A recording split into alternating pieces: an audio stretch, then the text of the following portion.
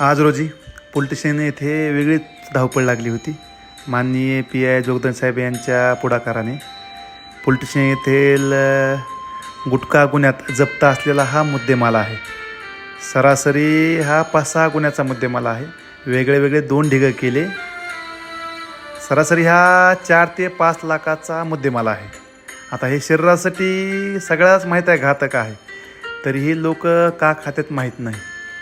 आज मस्तपैकी असा ढीग रचवला आणि छान अशी त्याला आग लावली. बरं वाटलं. ह्याच्यामुळं कदाचित 5-6 जणांना तरी कॅन्सरसारखा गंभीर आजार झाला असता.